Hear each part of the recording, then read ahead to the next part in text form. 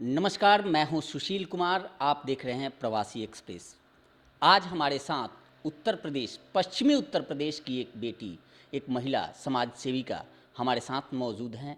इनसे बात करेंगे, इनसे जानेंगे कि आखिर ये आंदोलन उत्तर प्रदेश में ही इस आंदोलन का गढ़ क्यों बन गया है। बात करते हैं, हमारे साथ हैं वैशाली तोमर जी। वैशाली जी, आपसे जानना चाहेंगे कि पूरे देश में जो किसान आंदोलन हो रहा है, इसका गढ़ पश्चिमी उत्तर प्रदेश क्यों बन गया है?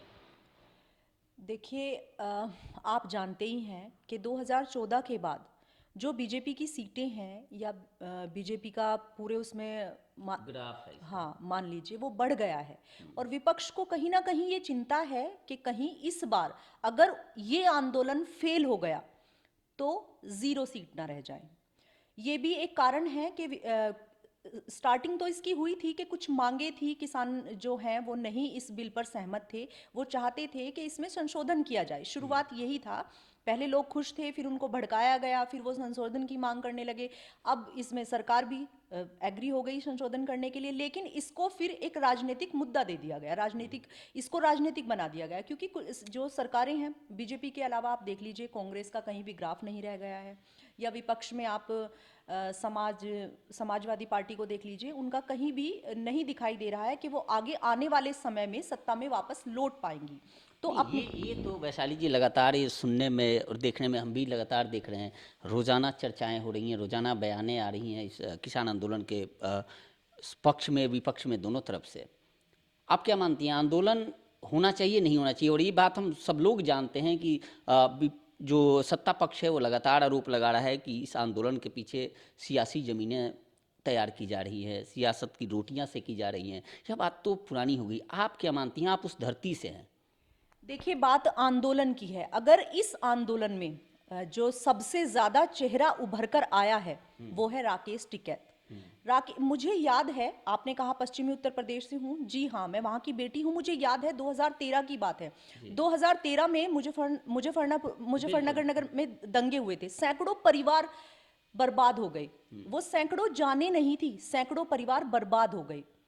जब एक परिवार से एक व्यक्ति जाता है तो वो व्यक्ति नहीं जाता, उसके साथ साथ उसका पूरा परिवार खत्म हो जाता है।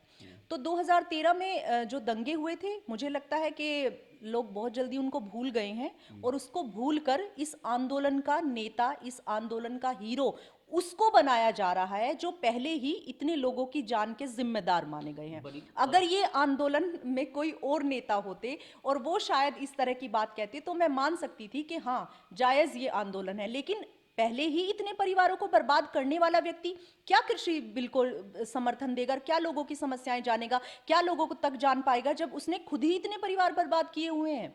आपने आंदोलन दंगे का जिक्र किया, मुझे याद है। और आप कह रही हैं आप वहीं से हैं, आपको आपके जहन में वो सारी तस्वीरें आ रही होंगी। उस वक्त अभी एक अपील इन्होंने किया था राकेश टिकैत ने, और अपील के बाद यह कहा गया था कि जितने भी मुस्लिम हैं, जाट हैं, सब एक हो जाए। और जबकि वो उन दंगों का जिक्र जो 2013 में मुजफ्फरनगर दंगा हुआ था, उसका अगर आप जिक्र कर रही हैं तो उसमें साफ तौर पे कहीं ना कहीं ये लोग शामिल थे, संलिप्त थे, इनका नाम आया था, हम ये कह सकते हैं। महापंचायत इन्होंने कराई थी, इन दोनों भाइयों का नाम भी आया था उसमें, उस दंगा में। आपने उस मंजर को देखा है, तो क्या लगता है कि उस दंगा का घाव भर गया है कि फिर मुस्लिम और जाट समुदाय एक साथ आ रहे हैं? माफ कीजिएगा सुशील जी, आप तो रिपोर्टर हैं, बट मैं आपसे ही पूछना चाहती हूँ, कवर तो आपने भी किया होगा, जी। 2013 में कवर आपने भी किया होगा, तो आप भी बिल्कुल। उस मंजर से रूबरू होंगे। तो आप बताइए, क्या आप भूल गए इतनी जल्दी उस मंजर को? तो फिर कैसे फिर एकजुटता दिखाई दे रही है वहाँ पे देखिए, जो बॉर्डर हमारे पे? देश का दुर्भाग्य है कि एक व्यक्ति बोलता है और लोग सुनते हैं। ये हम्म। देश का दुर्भाग्य है। जब एक व्यक्ति बोलता है तो सभी लोग उसको सुनते हैं। जबकि होना ये चाहिए कि जो व्यक्ति बोल रहा है, जो कह रहा है, हमें उसकी जड़ तक जाना चाहिए। हर चीज के दो पहलू होते हैं, कोई भी चीज होगी उसके दो पहलू हैं। अगर आंदोलन हो रहा है, कहते हैं मीडिया गोदी मीडिया है, मीडिया खरीद रखी है, तो मीडिया तो सभी आ गई ना उसमें। जरूरी नहीं वो सोशल मीडिया है या टीवी वाली मीडिया है, कोई भी मीडिया है। अगर वो मीडिया वहां खड़े होके ये पूछती है कि इस दंगे में बूढ़े हैं, बुजुर्ग हैं, आप साथ में हैं, और वहां पर कहते हैं, योगेंद्र यादव जी का मैं सुन रही थी कि 97 के मेरे फादर हैं या कोई है जो बैठे हुए हैं, मैं चाहती थी, मुझे अंदर से ये हो रहा था कि ये मीडिया वाले पूछें कि उनकी बाइट ना लेकर 97 वाले से पूछे, क्या आपने ये किसान बिल पढ़ा है, और किसान बिल पढ़ा है तो उसमें है क्या? एक मैं देख रही थी सोशल मीडिया ने आजकल पूनम पांडे जी को बहुत हीरो बनाया हुआ है, कुछ भी बोलती हैं, कहती हैं कि प्रधानमंत्री जी ने मेरी शादी रुकवा दी है, ये करा दिया। एक वो प्रधानमंत्री हैं देश के, बच्चा थोड़ी ना है कि किसी को कुछ भी मान लें। अगर वो देश के प्रधानमंत्री हैं तो पूरी जनता ने उन्हें चुना है। अगर हम उनके लिए कुछ सही नहीं सोच सकते तो कम से कम गलत शब्दों का भी तो इस्तेमाल ना करें। फिर बोलते हैं अंतर्राष्ट्रीय स्तर पर भारत की छवि खराब हो गई। क्या भारत की छवि सुधारने का ठेका सिर्फ प्रधानमंत्री ने लिया हुआ है? सिर्फ प्रधानमंत्री ही देश की छवि को ठीक रखेगा अंतर्राष्ट्रीय स्तर पर? ये तो प्रत्येक नागरिक का कर्तव्य होना चाहिए। जब हम अपने देश के प्रधानमंत्री के बारे में इस तरह के शब्दों का इस्तेमाल करेंगे तो अंतर्राष्ट्रीय स्तर पर क्या हमारे देश की छवि रह जाएगी? इतने इतने दिनों तक आंदोलन चलता है, कभी दिल्ली में आंदोलन हो जाता है, कभी कहीं हो जाता है, फिर कहते हैं जीडीपी जीरो हो गई। क्या प्रधानमंत्री का दायित्व है जीडीपी ठीक करने का? अन्य नागरिक का कोई दायित्व नहीं है। हक अधिकार की बात करते हैं, संविधान की बात करते हैं, कर्तव्यों की बात नहीं करता कोई भी। संविधान में सिर्फ हक लिखे हैं, अधिकार लिखे हैं, कर्तव्य नहीं लिखे। तो बस यही है कि लोग आरोप लगाते हैं, प्रत्यारोप लगाते हैं, कमियों की नजर से देखते हैं। देखिए विपक्ष है, विपक्ष का काम है उंगली उठाना। अब जाहिर सी बात है विपक्ष है तो कुछ तो करेंगे ही, लेकिन मेरी सिर्फ और सिर्फ अपील है जनता से कि किसान बिल है, कृषि बिल है, उस चीज को गहराई से सोचें। ये ना हो कि एकजुटता दिखाने के चक्कर में हम अपने बच्चों का, अपने बच्चों के फ्यूचर को खराब कर दें। और रही बात जाट आंदोलन की, देखिए जहां तक मैं जानती हूँ, मेरे भी बहुत जाट फैमिली से कॉन्टैक्ट्स हैं, मेरी फ्रेंड्स हैं, दोस्त हैं, ये लोग बहुत भोले होते हैं। मतलब मैं इतना कह सकती हूँ, इन लोगों का हृदय जो होता है ना वो बच्चों की तरह होता है। इनमें इतनी मासूमियत होती है कि ये इन्हें कुछ और नहीं, सिर्फ प्रेम चाहिए होता है। तो जब टिकैत वहां पर रोया, आंसू देखा, संवेदनशीलता देखी, तो ये लोग इकट्ठे हो गए। तो मेरी जाट भाइयों से, बहनों से, महिलाओं से, सभी से अपील है, प्लीज किसी भी चीज को एक नजरिए से ना देखें, उसको दोनों तरफ देखें, बहकावे में ना आए, प्लीज बहकावे में ना आए।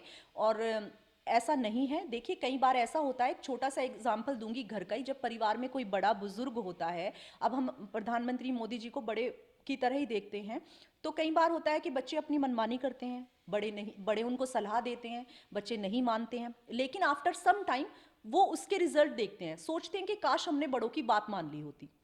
तो यही है, कहीं ऐसा ना हो कि हाथ से ये जो राजनीतिक पार्टियां हैं, मुंबई से भी आप देख रहे हैं, संजय राउत जी भी आए वहां पर, तो जो महिलाओं का सम्मान नहीं करते। एक मैंने देखा, एक वीडियो में देख रही थी, नाम तो मेरे दिमाग से निकल गया उनका, एक रिपोर्टर थी, महिला रिपोर्टर, और एक वहां पे जो नेता थे वो खड़े होके बोल रहे थे कंगना जी के बारे में। मेरा पर्सनली उनसे कुछ भी नहीं है, लेकिन वो एक महिला है और मैं भी एक महिला हूं। मुझे इतना गुस्सा उनके शब्दों पे आया कि कंगना रंगना पंगना, मतलब इस तरह के उनके शब्द थे, और नेता वो खुद को कह रहे थे, कि मुझे ये फीलिंग हुई रिपोर्टर सुन कैसे सकती है ये बात। अगर मैं उस जगह होती तो तुरंत मुंह पे थप्पड़ मार देती कि आप नेता होने की बात करते हो। नेता कौन होता है? पहले तो ये नेता बने फिरते हैं, इनसे जरा पूछे नेता होता कौन है। नेता वो होता है जो देश का नेतृत्व करता है। जो सही दिशा ना दे सके वो कैसा नेता? एक महिला के बारे में वो कुछ भी है, चाहे वो नाच रही है, चाहे वो गा रही है, कुछ भी कर रही है, लेकिन आप अपने शब्दों का तो सही इस्तेमाल करें।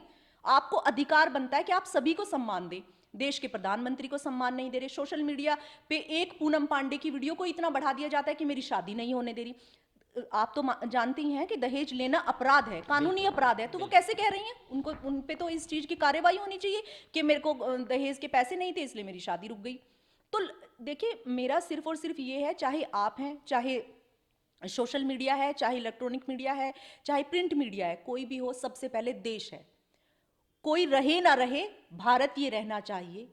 एक कुछ तो बात है उन तीन रंगों में कि जब जब लहराता है, सभी युवाओं का क्या, पूरे देश में एक अजब सा खून दौड़ जाता है।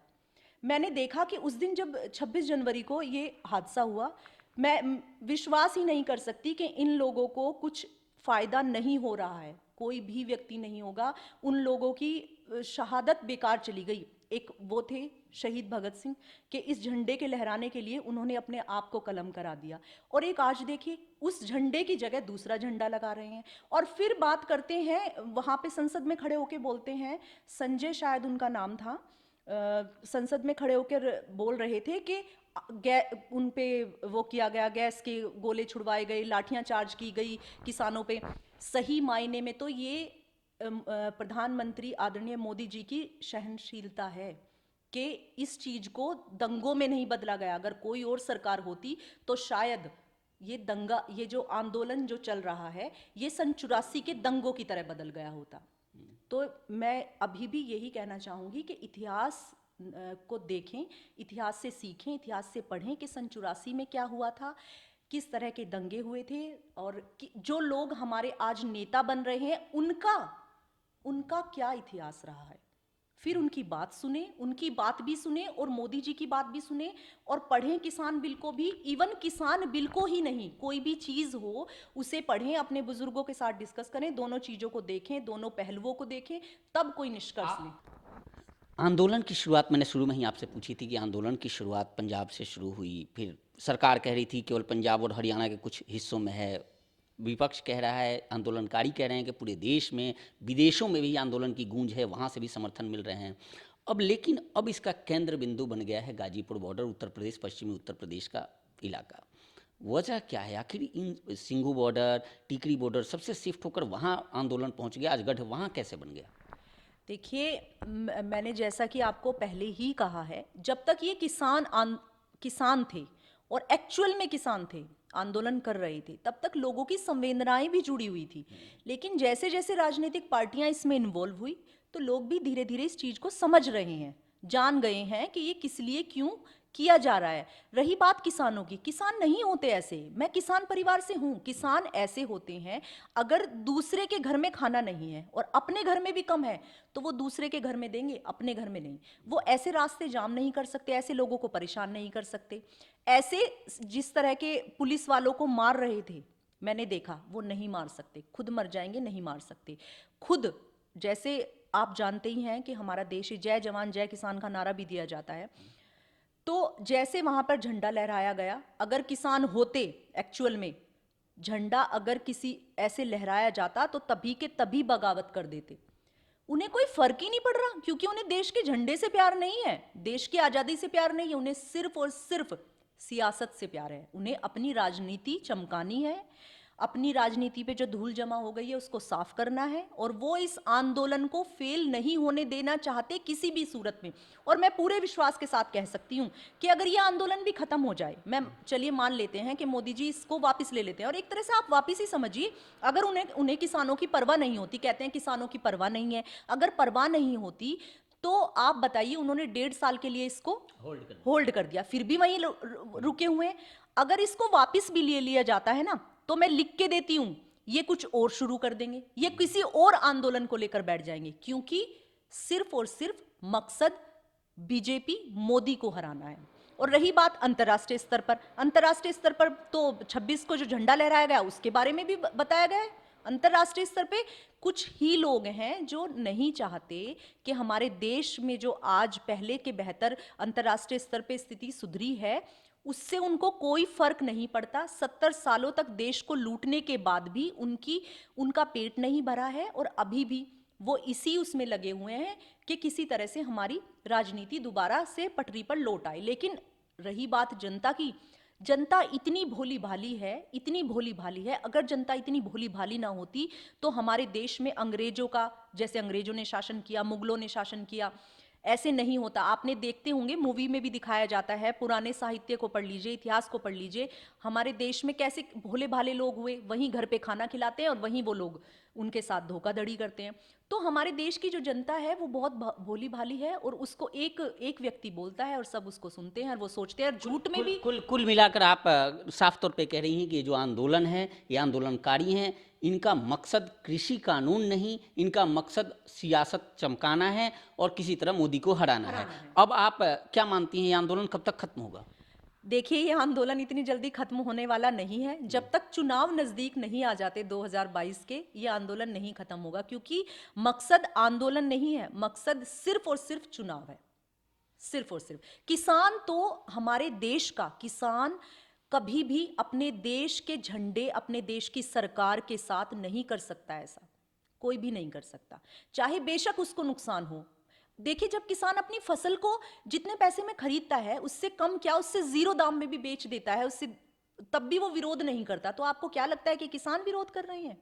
किसान के लिए सिर्फ और सिर्फ हमारे देश की इज्जत मायने रखती है। ये इतने दिनों से यहाँ पर आंदोलन। एक वैशाली जी, एक चीज और मैं जानना चाहूँगा, आप चूँकि आप महिला हैं, इस आंदोलन में एक चीज़ हमने देखी है, मैं भी लगभग 10-12 साल से पत्रकारिता कर रहा हूँ, मैंने यह देखी है, इसमें जो भाषा है वो काफ़ी अमर्यादित, हम कह सकते हैं अमर्यादित हो गई है। लोग ऐसे-ऐसे शब्दों का प्रयोग कर रहे हैं कि जो कहीं न कहीं आपको नहीं लगता कि ये आंदोलन की रूपरेखा है, आंदोलन का जो तरीका है वो बिल्कुल बदल गया है? देखिए, ये तो जनता को समझना पड़ेगा कि जो जो नेता हैं, नेता की अगर उनको जब वो मंच पे भाषण दे रहे हैं, जब उनको नेता नेतृत्व करना नहीं आएगा, सम्मान देना नहीं आएगा, तो वो कैसे देश का भला कर पाएंगे? देखिए, जो हम बोलते हैं, हमारे जो शब्द होते हैं, वो हमारे अंदर क्या चल रहा होता है वो बताते हैं। जब हम अपने देश में किसी व्यक्ति को, किसी पद को सम्मान नहीं दे सकते, उसकी बिल्कुल। गरिमा का ध्यान नहीं रख सकते, तो हम अपने देश की गरिमा का कैसे ध्यान रख पाएंगे?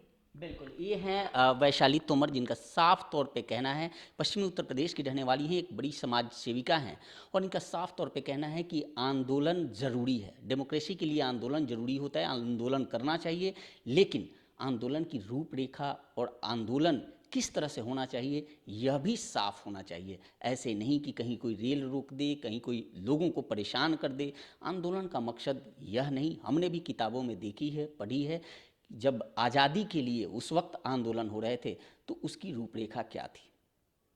इस तरह की खबरों को देखने के लिए आप देखते रहें प्रवासी एक्सप्रेस। नमस्कार।